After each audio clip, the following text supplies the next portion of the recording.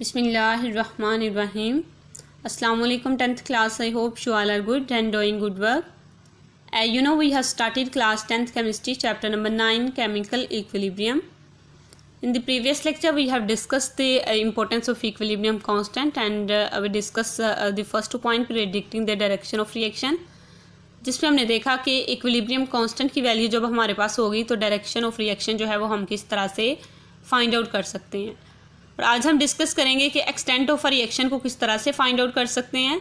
तो students I hope आपने इसकी बहुत अच्छे से प्रैक्टिस कर ली होगी और जो भी आपको लेसन दिया जा रहा है इसको अच्छे से लर्न करें, इसको रिटन में इसकी प्रैक्टिस करें, फिर आपका टेस्ट शेड्यूल जो है वो भी स्टार्ट हो जाएगा और टेस्ट आपके होंगे और इसके लिए ज़रूरी है कि आप इसके साथ साथ जो है वो प्रैक्टिस करते जाएँ। तो today I have 9th lecture with you and the topic is predicting the extent of a reaction. यानी कि पहले हमने बात की कि डायरेक्शन को कैसे फाइंड आउट करते हैं जब हमारे पास Kc की वैल्यू होगी, और आज हम देखेंगे कि एक्सटेंट ऑफ अ रिएक्शन को किस तरह से फाइंड आउट किया जाता है। तो स्टूडेंट्स हमने बात की थी कि न्यूमेरिकल वैल्यू जो इक्विलिब्रियम कांस्टेंट की है वो बहुत इंपॉर्टेंस रखती है डायरेक्शन को फाइंड आउट करने के लिए भी और एक्सटेंट को फाइंड आउट करने के लिए भी। अगर हमारे पास न्यूमेरिकल वैल्यू इक्विलिब्रियम कांस्टेंट की होगी तो ये इंडिकेट करेगी कि किस एक्सटेंट तक रिएक्टेंट्स जो हैं वो प्रोडक्ट्स में कन्वर्ट हो चुके हैं।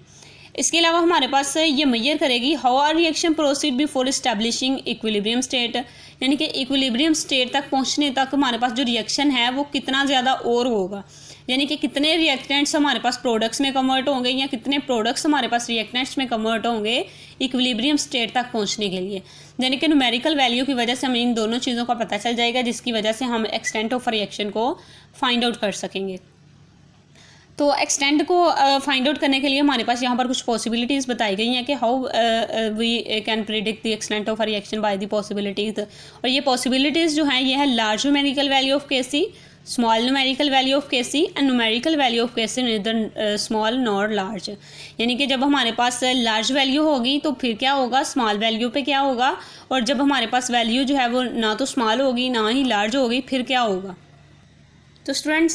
सबसे पहले हम डिस्कस करते हैं large numerical value of Kc को। जब हमारे पास Kc की लार्ज वैल्यू होगी तो रिएक्शन की एक्सटेंट पे जो है वो क्या इफेक्ट पड़ेगा। तो आपको पता है large numerical value of Kc ये इंडिकेट करती है कि इक्विलिब्रियम पोजीशन के रिएक्शन मिक्सचर में हमारे पास जो है वो सारे प्रोडक्ट्स हैं और रिएक्टेंट्स जो है वो नेग्लिजिबल हैं, यानी कि आलमोस्ट हमारे पास जितने भी रिएक्टेंट्स थे वो प्रोडक्ट्स में कन्वर्ट हो चुके हैं और रिएक्टेंट्स जो है वो नेग्लिजिबल है, यानी कि हमारे पास जो रिएक्शन है वो कंप्लीट होने वाला है। ठीक है, यानी कि यही हम समझेंगे कि वो कंप्लीट हो गया क्योंकि हमारे पास आलमोस्ट रिएक्टेंट्स जो है वो प्रोडक्ट्स में कन्वर्ट हो चुके हैं। तो यहाँ पर ना हम एक रिएक्शन देखते हैं जिसमें जो हमारे पास कार्बन मोनोऑक्साइड है उसकी ऑक्सीडेशन होती है, और आप यहाँ पर देख सकते हैं कि ये रिएक्टेंट्स हैं, ये प्रोडक्ट्स हैं, और ये जो हमारे पास रिएक्टेंट्स हैं उससे जो है वो आलमोस्ट प्रोडक्ट्स जो हैं वो बन चुके हैं। और यहाँ पर हमारे पास Kc की वैल्यू आई है लार्ज 2.2 × 10⁻22 आई है, यानी कि ये एक लार्ज न्यूमेरिकल वैल्यू है। और अगर हमारे पास लार्ज न्यूमेरिकल वैल्यू होगी तो ये शो करेगा कि हमारे पास रिएक्टेंट जो है वो आलमोस्ट प्रोडक्ट्स में कन्वर्ट हो चुके हैं और रिएक्शन मिक्सचर में हमारे पास जो है वो प्रोडक्ट्स ही प्रोडक्ट्स हैं और रिएक्टेंट्स जो हैं वो नेग्लिजिबल हैं, और फिर हमारे पास रिएक्शन जो है वो आलमोस्ट कंप्लीट हो चुका है। तो इस तरह से हमारे पास अगर लार्ज न्यूमेरिकल वैल्यू होगी तो हम इसकी जो एक्सटेंट है वो फाइंड आउट कर लेंगे कि किस हद तक रिएक्शन जो है वो प्रोडक्ट्स में कन्वर्ट हो चुके हैं। तो स्टूडेंट्स इसके बाद हम देखते हैं कि जब small numerical value of Kc होगी तो तब जो है वो एक्सटेंट ऑफ रिएक्शन पे क्या इफेक्ट होगा। तो जब हमारे पास स्मॉल वैल्यू रिएक्शन में आ जाएगी Kc की, ये इंडिकेट करेगी कि इक्विलिब्रियम जो है वो इस्टेब्लिश्ड होने वाला है। जब बहुत ही स्मॉल वैल्यू जो है वो कन्वर्ट हो जाएगी रिएक्टेंट्स की प्रोडक्ट्स में, यानी कि हमारे पास जो है वो इस रिएक्शन मिक्सचर में हमारे पास यहाँ पर जो है वो रिएक्टेंट्स जो है वो ज़्यादा है और प्रोडक्ट्स जो है वो नेग्लिजिबल है, यानी कि हमारे पास रिएक्टेंट्स ने अभी प्रोडक्ट्स में जो है वो कन्वर्ट होना है। यानी कि इक्विलिब्रियम पोजीशन पे जो हमारे पास all the reactants are present but amount of products is negligible. हमारे पास जो रिएक्टेंट्स होंगे वो प्रेजेंट होंगे और जो प्रोडक्ट्स हैं वो नेग्लिजिबल हैं। आप यहाँ पर देख सकते हैं, इसके लिए हमने रिएक्शन लिया जिसमें अमोनिया जो है वो उसने रिएक्ट किया, ये हमारे पास रिएक्टेंट्स थे। और फिर यहाँ पर रिएक्ट कैसे किया कि ये एज अ प्रोडक्ट्स अगर हम ले रहे हैं तो ये हमारे पास रिएक्टेंट्स में कन्वर्ट हो रहे हैं, तो इस कंडीशन में हमारे पास जो प्रोडक्ट्स हैं वो नेग्लिजिबल हैं क्योंकि ये हमारे पास जो है वो रिएक्टेंट्स में चेंज हो चुके हैं। और स्टूडेंट्स आप यहाँ पर देख सकते हैं कि हमारे पास केसी की वैल्यू जो है वो स्मॉल आई है, और यहाँ पर हमने देखा था कि केसी की वैल्यू जो है वो लार्ज है 2.2 10⁻23 है, और यहाँ पर हम देख रहे हैं कि केसी की वैल्यू 3.0 मल्टीप्लाई 10⁻⁻9 है। जब माइनस में आएगा तो इट्स मीन कि ये हमारे पास वैल्यू बहुत ज़्यादा कम है, और जब केसी की वैल्यू हमारे पास जो है वो बहुत ज़्यादा कम होगी, स्मॉल होगी, तो हमारे पास कन्वर्जन रिएक्टेंट्स की होगी प्रोडक्ट्स में, यानी कि रिएक्टेंट्स जो है वो हमारे पास जो है वो होंगे और प्रोडक्ट्स जो है वो नेग्लिजिबल होंगे जब हमारे पास स्मॉल न्यूमेरिकल वैल्यू केसी की आएगी। और इस तरह के रिएक्शन जो है वो कभी भी कंप्लीट नहीं होते, जिसमें हमारे पास रिएक्टेंट्स होते हैं, प्रोडक्ट्स जो हैं वो नेग्लिजिबल होते हैं। यहाँ पर आप देख सकते हैं कि अगर हम इसको रिएक्टेंट्स कह रहे हैं, रिएक्टेंट्स हमारे पास हैं, लेकिन प्रोडक्ट्स क्या है हमारे पास, प्रोडक्ट्स तो हमारे पास बने नहीं हैं, यानी कि जो रिएक्टेंट्स थे उसको अगर हम प्रोडक्ट्स कंसीडर करें तो वो दोबारा से रिएक्टेंट्स में ही चेंज हुए हैं, हमारे पास प्रोडक्ट्स नहीं बने। तो ऐसे रिएक्शन जो है वो कभी भी कंप्लीट नहीं होते हैं जिसमें इस तरह के रिएक्टेंट्स ही होते हैं, प्रोडक्ट्स नहीं होते।